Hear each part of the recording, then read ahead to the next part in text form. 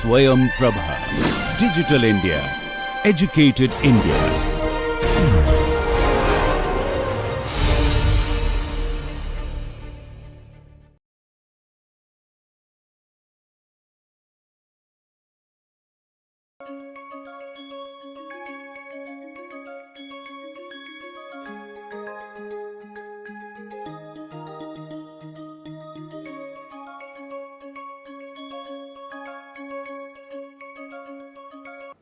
Namaskar, I'm Devdip Purkayastha from Indian Institute of Technology, Bombay. Welcome to my course, Business Fundamentals for Entrepreneurs. This is Module 14, B2B and B2C Selling. But before I deep dive into the topic, do have a look at the screen on the topics for weeks 5 and 8. We now come to the art and science of selling. Sales is all about people. How do you interact with people? People in companies that you want to sell to, or crores and millions of individual consumers, farmers, poor people, rich people, old people, young people, students. How do you interact with them? How do you get a pulse of them? How do you sell them your value proposition? So we'll talk about that. We'll also give you a glimpse of Salesforce automation, the more traditional ones, but also the emerging artificial intelligence tools. And then we'll talk about sales skills, because sales can be a very rewarding career, because all companies, all businesses need salespeople. So with that, let's get started. Let's talk briefly about the sales process. And as you can see on the screen, there is pre-sales, then the sale itself, then post-sales, because you can't just stop by selling, and then resale, because if you have sold once to a customer, you'd like to sell again. And it's always easier to sell to an existing customer a new product or a new solution that you have versus getting a new customer. So let's start with pre-sales. What is pre-sales? Pre-sales is about identifying your customers, generating leads. Leads are potential customers. So the companies and the people who can potentially buy your product. So where are they? They're across India. They may be across the world. So how do you identify them? That's pre-sales. As you move from pre-sales and identifying your customers, you start understanding their problems, and then you start understanding what kind of value proposition can you sell to them. That takes you into the sales process, which is where you start talking to them, writing to them, giving them a sales pitch, etc. And then leading them to placing the order, so they buy your product, you collect the money, and the sales process ends. But then you get into post-sales, because if you buy, let's say, a phone or a TV or a washing machine, your customer may need after-sales service. So that's post-sales. Also, you need to build loyalty and advocacy. That's also post-sales. And finally, resale. If a customer has bought product 1 from your company and you have a product 2, how can you make the product 1 customer also buy your product number 2? That's resales. So let's deep dive, and let's start with the B2C, which means selling to individual consumers and customers. So there are many approaches to B2C and B2B selling. The one I'm going to talk about is called the funnel approach. What it basically means is that you go through consumers step by step till they buy your product. So it starts with building awareness. So you may be targeting 1 crore or 10 million farmers, 1 crore or 10 million students. 20 crore or 200 million women, 5 crores or 50 million old people or students. So first you have to build awareness. They're not aware of your product. So you have to build the awareness. So that's step one. So you build your awareness, let's say, with 1 million people. Next is, once they're aware, you have to give them enough information so they can decide whether to buy your product or not buy your product, or whether to buy your product or someone else's product. And then you have to keep nudging them, because not everybody will be interested. So you have to keep nudging them towards your value proposition and how it is better than anybody else's. I'll show some examples in a while. And then when a few, let's say you start with 1 million, who have become aware of your product, I'll show you how. Maybe 50% of that, 500,000, want more information. You have to give them more information. Maybe 100,000, which means 10%, now want to buy your product. So you have to help them buy the product. Maybe 50,000 actually want and have decided to buy your product. And they buy the product, they place an order on you. And then maybe once they place the order, you have to deliver the product to them or install them or service them. And if it's a software, you have to help them download it. So that's kind of the funnel. You start with 1 million on the top, but maybe only 10,000 buys to whom you have to deliver. So that's the step-by-step funnel approach. Let's look at some examples. How do you build awareness? The first step in the funnel. You can build awareness many different ways. Today, with social media, you could build awareness through a Facebook channel. And this is an example of a Coca-Cola Facebook page. You could do Instagram. You could do it on LinkedIn. So you're building awareness. All of you, especially those who are younger, will probably have an Instagram account. And if you look at what's in the screen, you can find that that's the Instagram account of Samsung. The earlier one was a Facebook account of Coca-Cola. This is for Samsung. And you can make them aware of your product. You could also build awareness through your portal. So if you look at it, this is again a Microsoft page to build awareness. Remember, in awareness is still not too much of information. It's just awareness of your brand or your overall product. Recently, WhatsApp for business have become a good and important channel, and many of you will be getting WhatsApp messages from businesses. So you can also build awareness by pumping out WhatsApp messages. Facebook, Instagram, internet, WhatsApp. Those are digital. You could also build awareness on television. So if you're watching a cricket match, IPL or World Cup, or a serial, Hindi serial, Bengali serial, in any of the channels that you see on the screen, there'll be television advertising.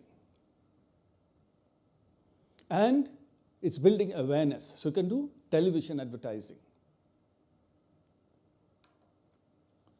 You could also advertise on the newspaper.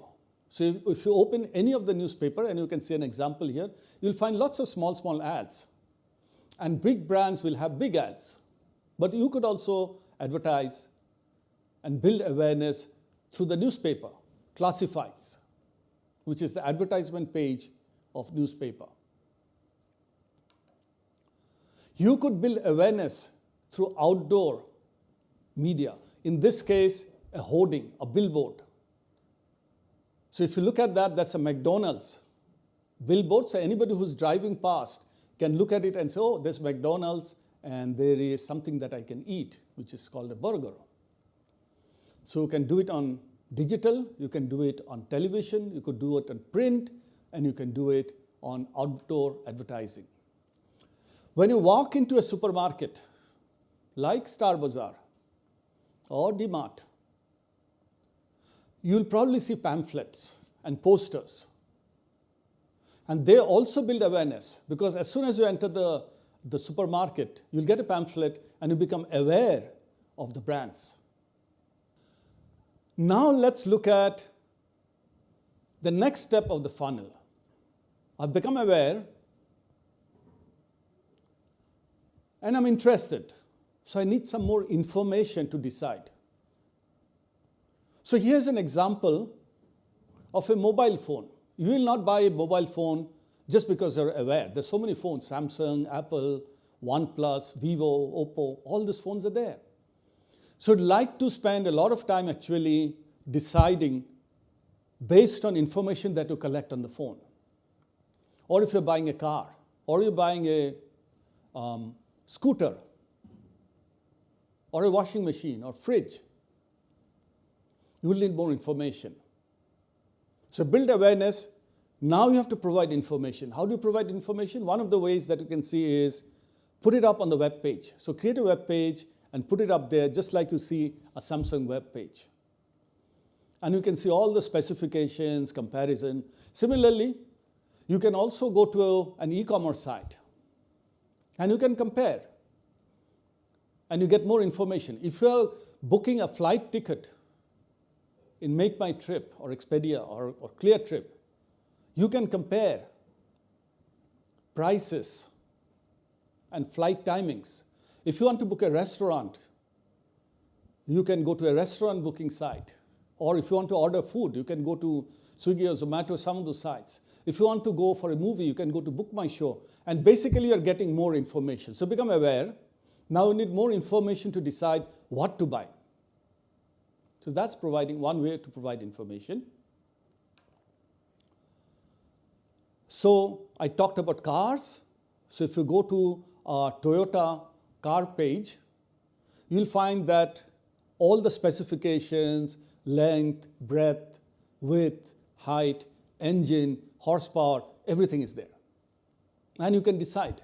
And you'll probably spend a lot of time seeking information. And the more expensive the product, the more information you need to decide. Once you have provided information, remember the funnel. You build awareness, you provide information. Then you have to create intent. How do you create intent? You create an excitement. Because I may want to buy, but I may not be ready to buy now. I may want to buy it 1 month later, 2 months later. We'll buy sometime. But you have to create that excitement. And one way to create intent to buy now, quickly, is events that you can do either physically, in a physical channel, or you can do it on the internet, as you can see. So you can do a promotion, in this case, Flipkart, $1 billion days. Or you can go to Amazon, a Diwali Dhamaka. Or you can go to a mall, a Diwali event. So you're now creating an intent to buy now. So again, this is an example of offers on top brands. Now you've created the awareness, you've provided the information, you have created the excitement and the intent. Now you have to assist the actual purchase. Because some products, like a biscuit packet, may be very easy to buy. You look at all the biscuit packets and you choose one, a sweet one, salt one, big packet, small packet, and you can very quickly decide which biscuit packet to buy. But if you're buying a more expensive product, an electronic item, a phone, a headphone, a headset, a cable, a wire, okay, you have become aware, you've got the information, you've got the intent, I want to buy it now. You may still need some purchase assistant to actually place the order. And here's an example of physical channel in an electronic store where the people who are standing there as you walk in, they will assist you to place the order. They'll give you a demo, they'll answer your questions, they will say, okay, do you need an EMI? Do you have to pay now? Can you pay later? Can you pay in installments? Is there a credit scheme? What is the interest rate? on that credit scheme, and so on. So this is how you assist the actual purchase order. Then there is also payment. Now, if you're paying cash, it's easy. But mostly today, many of us do not use cash. So you then have to assist the purchase in terms of paying up for the product. So is it UPI? Is it credit card? Is it RuPay? Is it GPay? Is it Amazon? Is it contactless? That's also purchase assistance, where now we have assisted in placing the order and making the payment. So that's an idea of the sales process: pre-sales, sales, post-sales, resale. We'll come back to post-sale and resale later on, but so far we have talked about pre-sales and sales in the context of B2C, which means selling to a lot of consumers like you and me. I'd now like to pause here, take out your course journal, and make a few notes on what you have learned, and think about some of the questions that I put on the screen. Think of when someone sold you a product. As I said, it could be a laptop, a school bag, a dress, a refrigerator, a pen, whatever. It could be a service that you bought, some app, paid for app. Reflect on the process. Reflect on what the salespeople are doing. How did he or she approach you?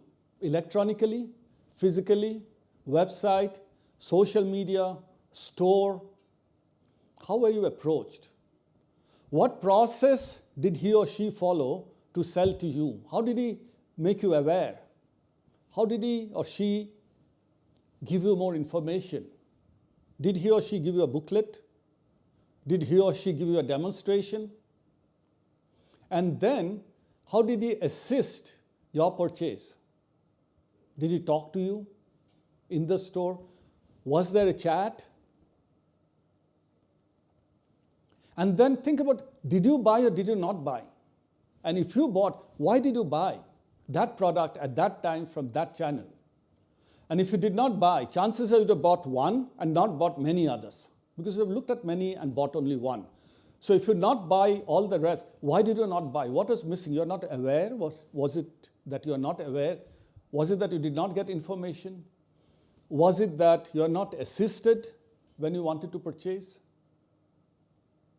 Was it that you placed an order and you did not get delivery, or you got a bad delivery?